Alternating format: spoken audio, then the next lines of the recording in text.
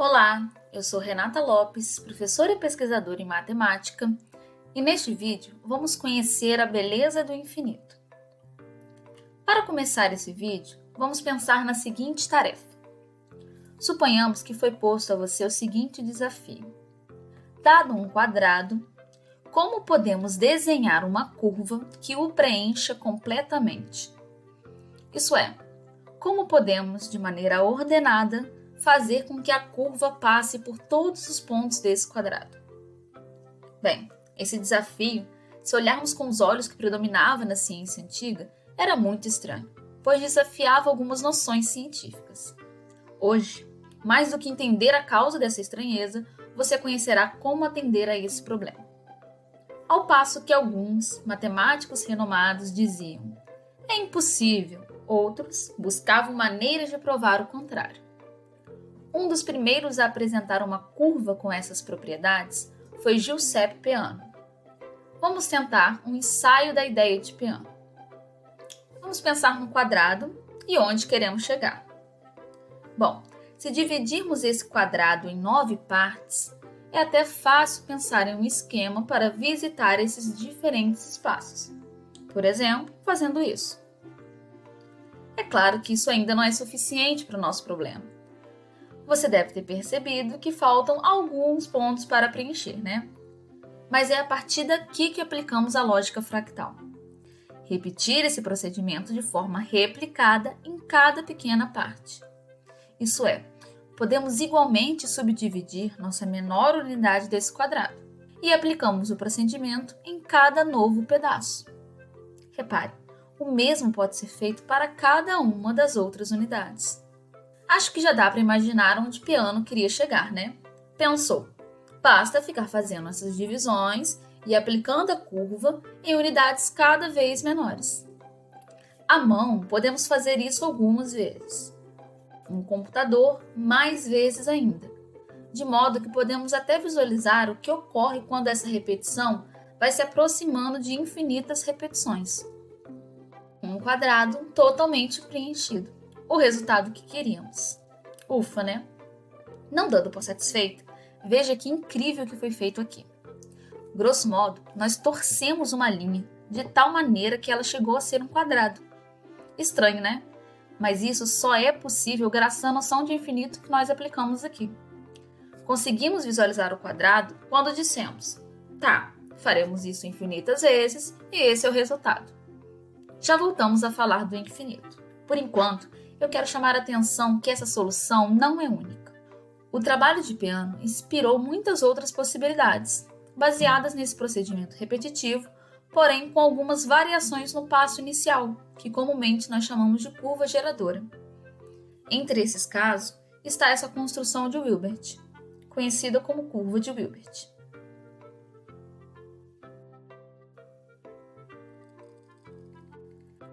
Muitos outros exemplos a partir daí atendem à proposta. Inclusive, não somente para um quadrado. O mesmo pode ser feito para um triângulo,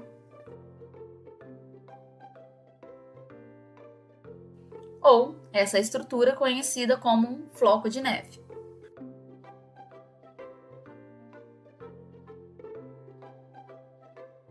Mas, de um modo geral, é comum nos referirmos a essas construções como curvas de Peano, devido à sua influência. Você deve estar se perguntando qual é a relevância disso tudo. E bem, a contribuição que vem disso tudo é: a lógica fractal permite criar grandes estruturas de modo incrivelmente eficaz. O mundo vivo utiliza dessa lógica, e o nosso corpo é um excelente exemplo. É justamente a forma como são arranjadas veias e artérias em nosso organismo, isso é, formado por sucessivas ramificações, que soluciona uma demanda clara: a necessidade de cobrir uma grande área de superfície, mas ocupando o mínimo de volume possível, dado que o espaço é limitado. Assim, organizam-se também os pulmões e a árvore brônquica, por exemplo. E é por conta dessa explicação, aqui vai um fato interessante. Se pudéssemos esticar os vasos sanguíneos, incluindo os capilares de um corpo de um adulto, alcançaríamos cerca de 100.000 quilômetros, o suficiente para dar 2,5 voltas ao redor da Terra. Voltamos à discussão do infinito. Um outro objeto matemático capaz de ilustrar bem essa noção é o fractal conhecido como curva de Koch. Aqui está o processo de formação dessa curva. Damos origem a uma estrutura que, visualmente, é finita. Claro, sabemos onde começa e onde termina. Mas, matematicamente, ela é infinita. Repare que, na verdade, na medida em que aplicamos um zoom em partes dessa curva, veremos cada vez mais partes dela. Em outras palavras, seria impossível medir. Esse mesmo raciocínio pode nos ajudar a entender um problema famoso envolvendo a medição de linhas costeiras, conhecido como paradoxo do litoral, apresentado por Lewis Richardson, um cientista britânico. Ele notou que havia divergências entre o tamanho medido da fronteira entre Portugal e Espanha, por exemplo. De um lado, os espanhóis documentavam que essa fronteira era de 987 quilômetros. Mas, atravessando a fronteira, outra medida. Os portugueses dizem que essa fronteira mede, na verdade, 1.214 quilômetros. Mas qual é o correto? Afinal, um tem que estar certo, né? E, na verdade, não. Essas linhas costeiras possuem detalhes grandiosos, de tal forma que quanto mais olhamos, mais reentrâncias e irregularidades percebemos. Considere, por exemplo, essa imagem.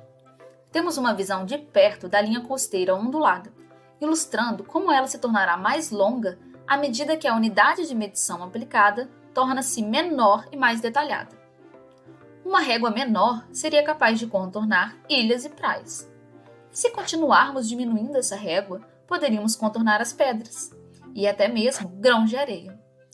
Dessa forma, Mandelbrot percebeu que a curva de Koch seria uma ilustração desse fenômeno, e assim como ela, é impossível medir o comprimento com exatidão. Por fim, Mandelbrot acrescenta que uma linha costeira, em termos geométricos, é um fractal. Bem, nesse vídeo então, vimos como os fractais ilustram o infinito e desafiaram ideias há muito tempo existentes sobre os limites da matemática. Para finalizar, deixo uma reflexão.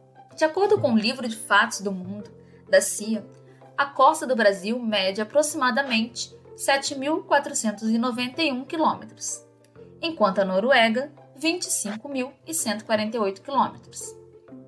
O que poderia justificar essa diferença significativa, sendo a Noruega um país de extensão territorial relativamente pequena, principalmente comparado ao Brasil? Bem, depois desse vídeo, acredito que essa resposta pode não ser tão misteriosa e intrigante assim. Pelo menos não para você, né? Por enquanto, ficamos por aqui. Obrigada por assistir e até a próxima!